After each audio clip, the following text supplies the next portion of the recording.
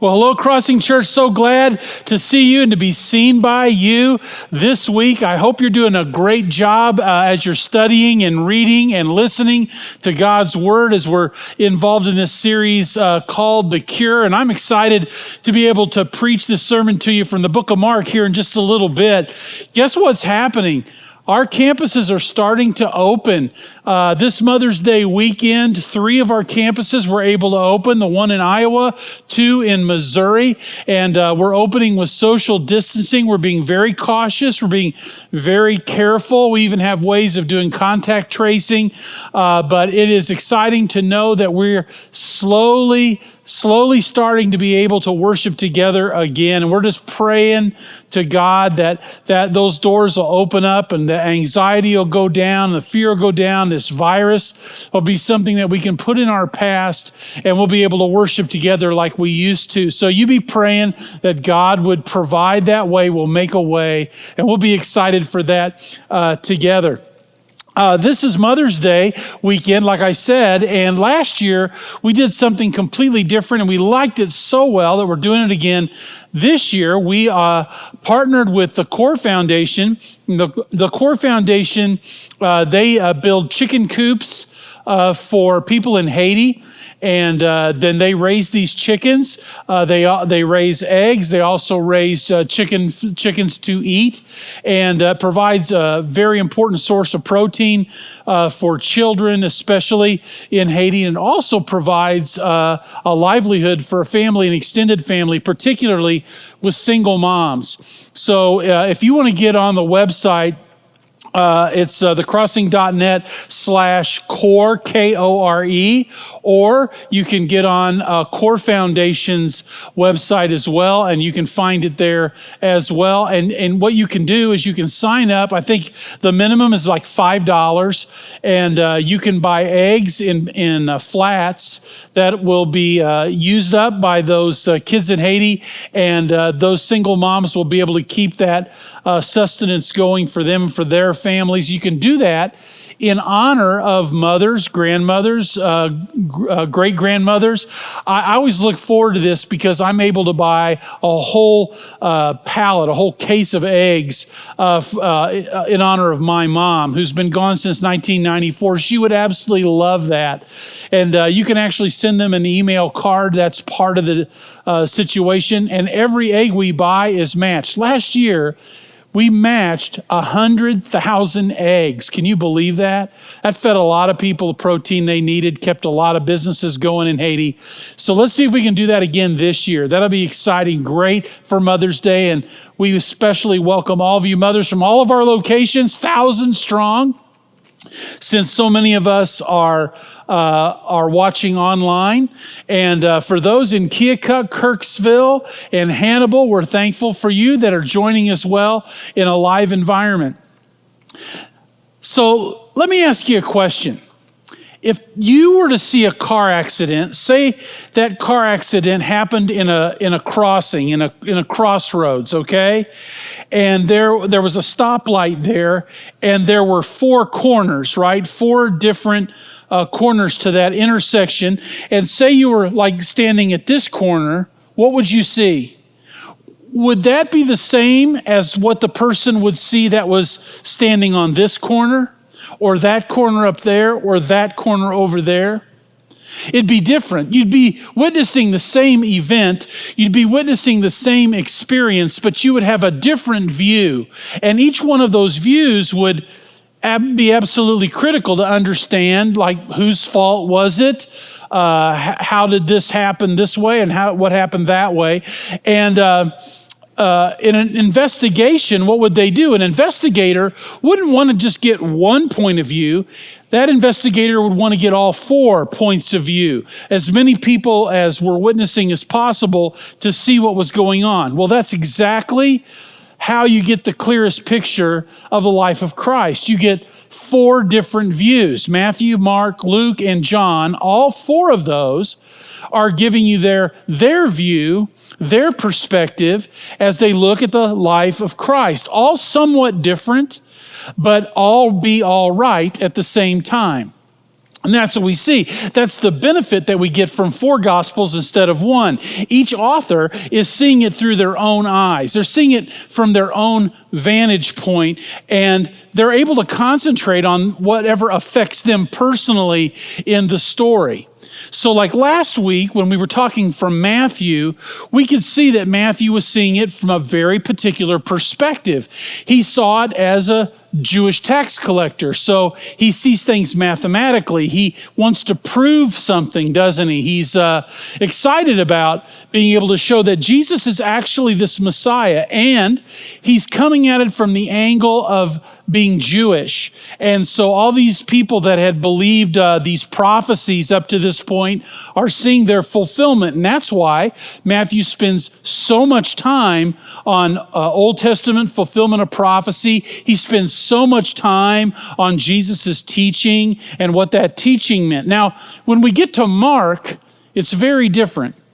Of all 4 Gospels, when we look at Mark, we're seeing a real mystery. When we look at Matthew, we realize, well, Matthew wrote Matthew. That's why it's called Matthew, right?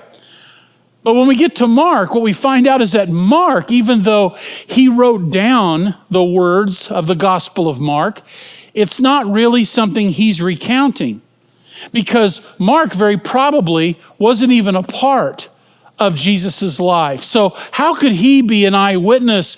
How could he even be an authority that he would be able to write this gospel? As a matter of fact, the book of Mark is the first recorded gospel before any of the others. A deeper look at the book of Mark finds out that Mark was really acting as a scribe. He was writing down the eyewitness account of someone else. And that someone else is a critical player in the New Testament, maybe one of the most critical players, Simon Peter.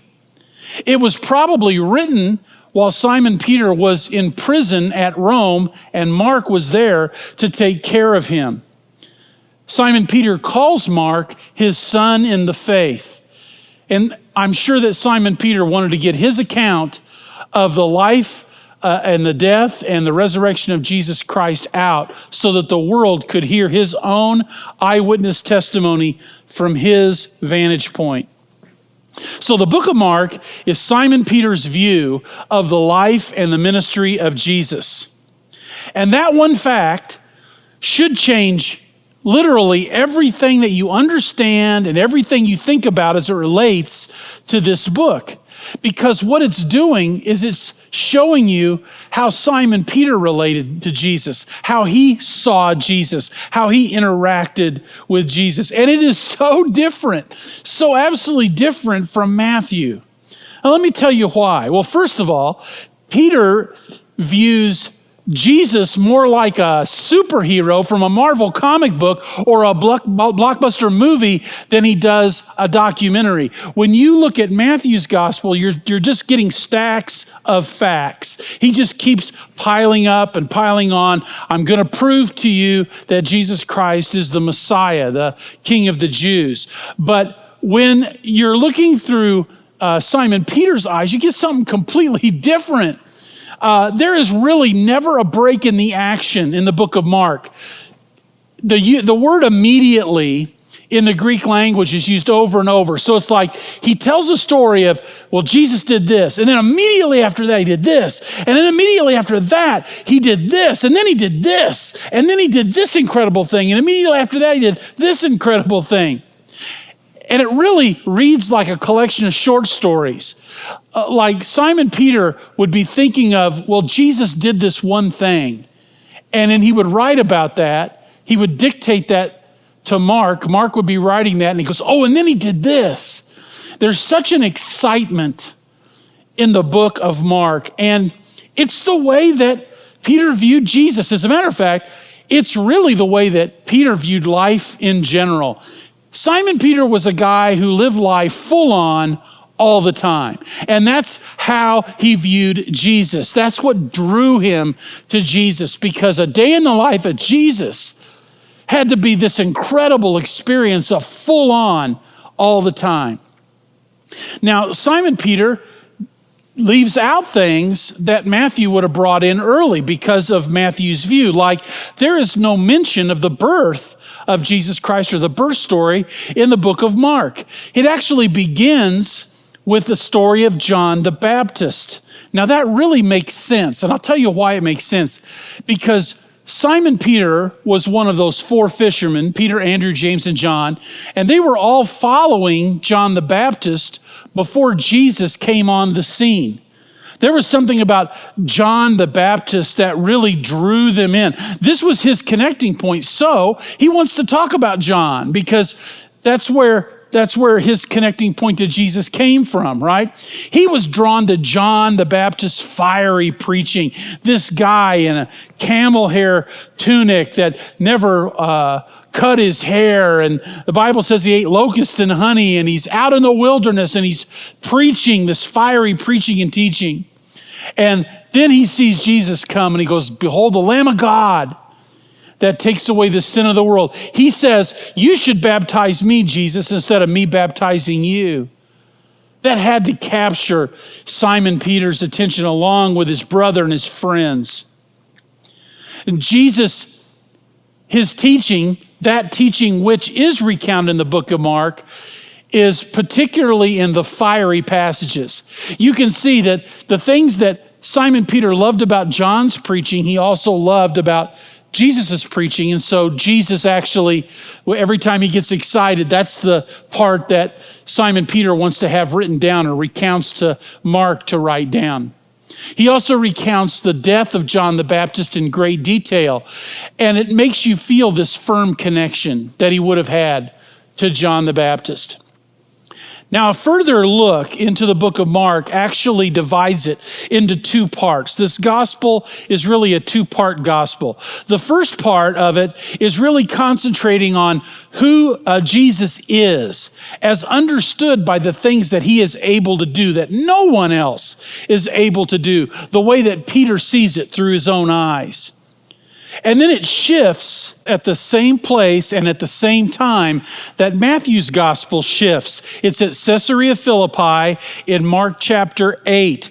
It's where Jesus asks his disciples who they believe he is. And after that moment, you remember that's Simon Peter that was the one that said, "You're the Christ, you're the Son of the living God." That was the great confession.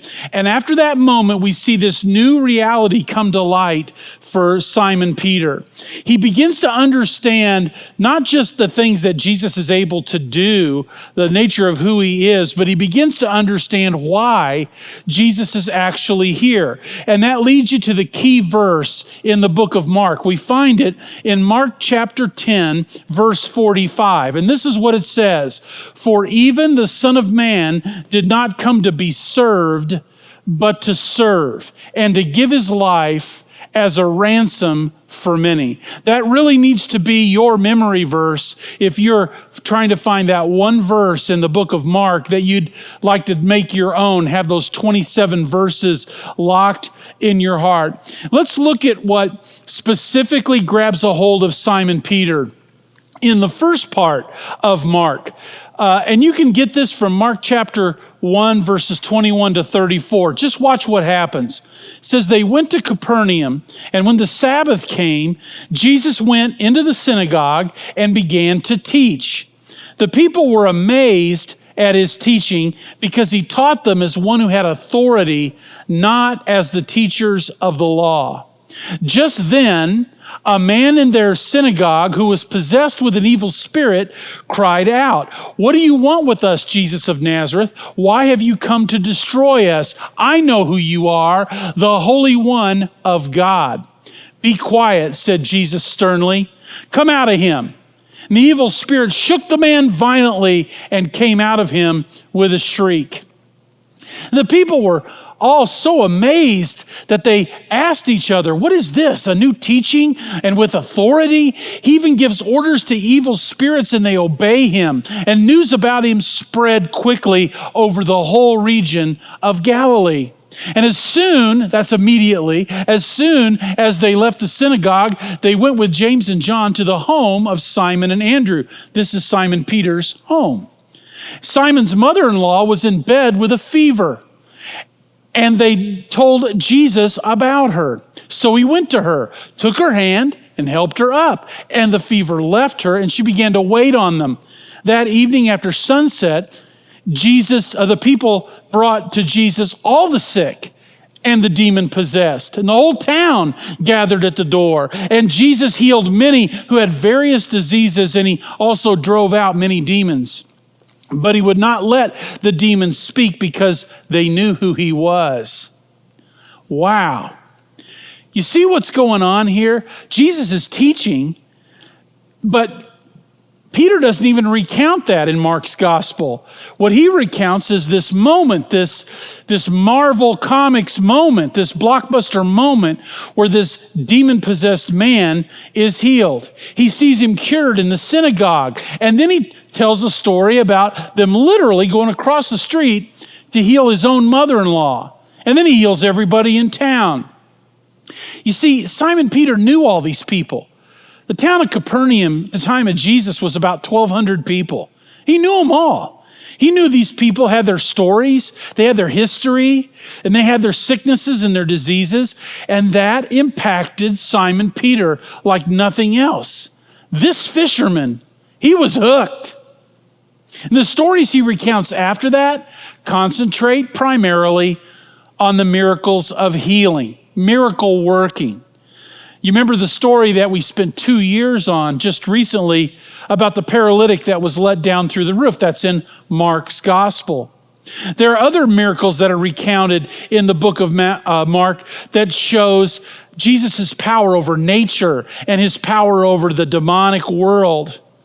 And while Peter concentrates on actions over teaching, he does connect to Jesus' authority over the law, particularly over Sabbath law, that Jesus is actually doing something greater than what the religious leaders were doing that day. And you know what that does? That connects back to John the Baptist, because that's what John was doing. And so you see that connection between John the Baptist and Jesus and how that impacts Simon Peter. Peter's being mesmerized by witnessing these miracles up close and personal, firsthand. And then things start to change for Peter. And it happens when Jesus starts talking about being a servant. And that's why that's your memory verse. It happens when he talks about giving his life as a ransom for many. I think Peter was somebody who was more interested in being in charge than he was about being a servant. He was like a guy who just took over a room. He was a guy who is just so impulsive and so loud that he either lights up a room or runs everybody out of a room. You can't really have a nonchalant response to Simon Peter. You either like him or you don't. And I think that's why Simon Peter liked John's preaching, because he could relate to that black and white teaching that it's either this or this. And it really shows in the book of Mark. He is the first apostle called. You know, he relates that himself. He wants you to know that Jesus, before he calls any other apostle, he calls Simon Peter to be his number one, his first one. He's the only one that is referred to by name after the resurrection. Now remember, Simon Peter's dictating this. So he's telling Mark that he wants him to write down, hey, I was the first disciple, and I was the first one that knew about Jesus' resurrection. And he also leaves out his name from some, I would call them more embarrassing stories, like Jesus walking on water. You know, he talks about Jesus walking on water, but he doesn't make any mention of him being the one who steps out of the boat, him being the one who's afraid of the wind and the waves and sinks, and then Jesus has to rescue him and shake his head and say, how long am I going to have to contend with you, you of little faith? He talks about Jesus being arrested in the garden, but makes no mention of the fact that he was the one that cut off the ear of the high priest's servant, and Jesus had to heal that high priest servant. But then we see something else begin to happen. Something else as Simon Peter begins to grasp what it actually means to be a suffering servant. You see, when he dictates the book of Mark to Mark so that we can read it today, it's almost like we're stepping back into history, and Mark is taking us on a journey. Simon Peter taking us on this journey of how his faith evolved and how he learned more as he walked along with Jesus. The fact that he was the only one who makes the good confession in Caesarea Philippi is very subdued in the book of Mark. Completely different from Matthew's account. Matthew's account is all about Simon Peter and all of these things that Jesus is saying. But in Mark's account, Simon doesn't want to say that. He doesn't want to say you're going to get the keys to the kingdom. He doesn't want to say your name is Peter and on this rock I'll build my church. Just that he said the good confession. He also recounts his denial of Jesus when Jesus is arrested on the night before he's crucified. He recounts that in great detail. I want you to think about the humility of a guy that is telling that story on himself. I mean, how far away is that from the story of Judas, who not only denied Jesus, but sold him out? That's really kind of what Simon Peter was doing. Imagine how painful it would be to dictate that to Mark, to write it down, that all of the ages that was going to read this gospel was going to be reminded that Simon Peter betrayed Jesus by denying he knew him 3 times. And there's something else interesting. There is no mention in the book of Mark of how Jesus reinstated Peter into his good graces. You can read that, but you have to go to the last part of the book of John to read it. John recounts it, but not Simon Peter.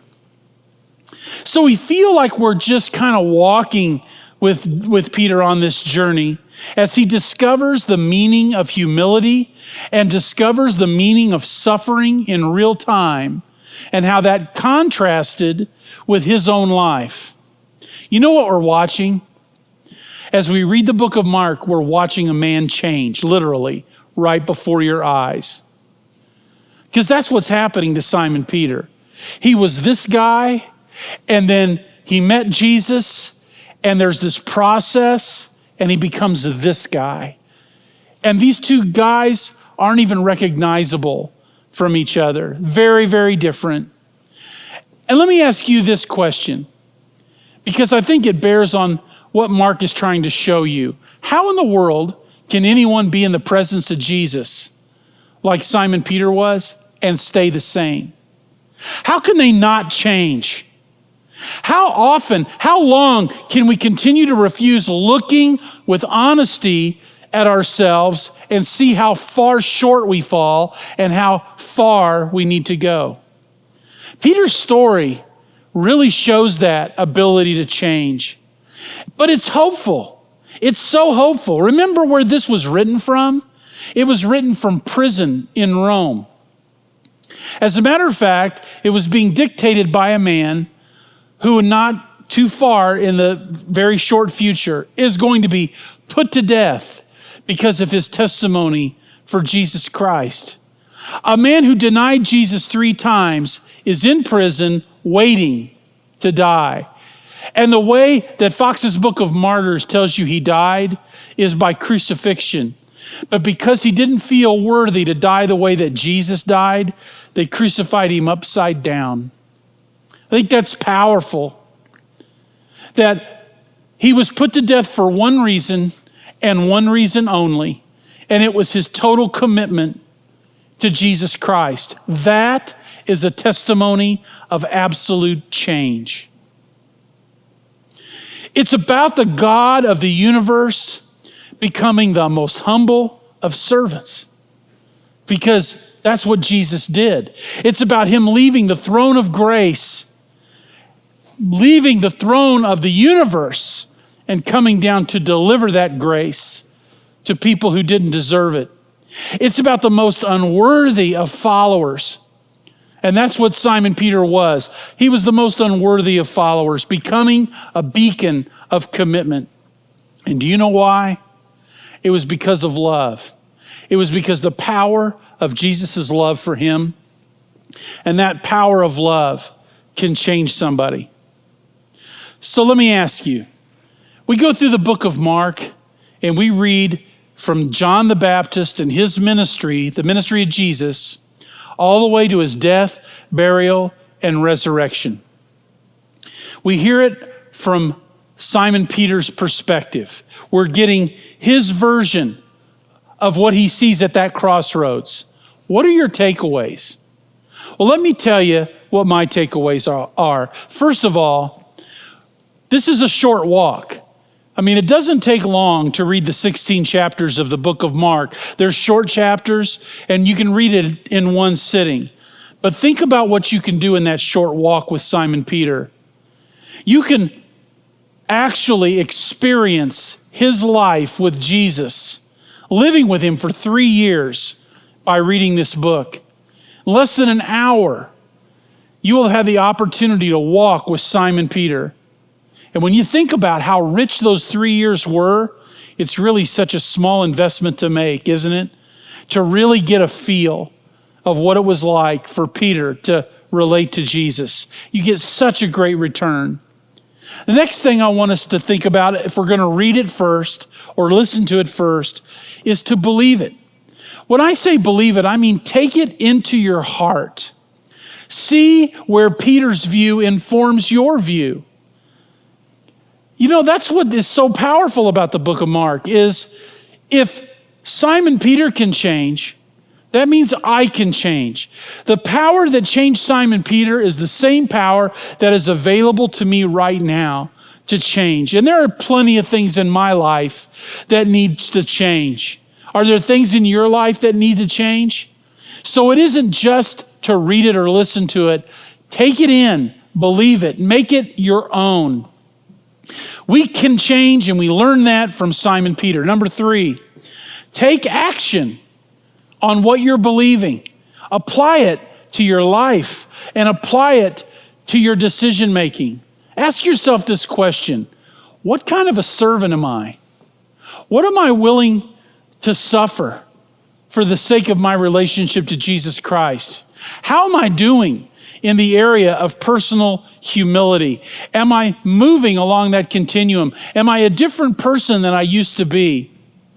If people saw me or they related to me, people that knew me a while ago, would they be able to say, wow, that guy is not the guy he used to be? They could certainly say that about Simon Peter because he'd been in the presence of Jesus. Would you get in the presence of the Word of God? It'll change you. What changes have I made in my life? Maybe you could ask that question.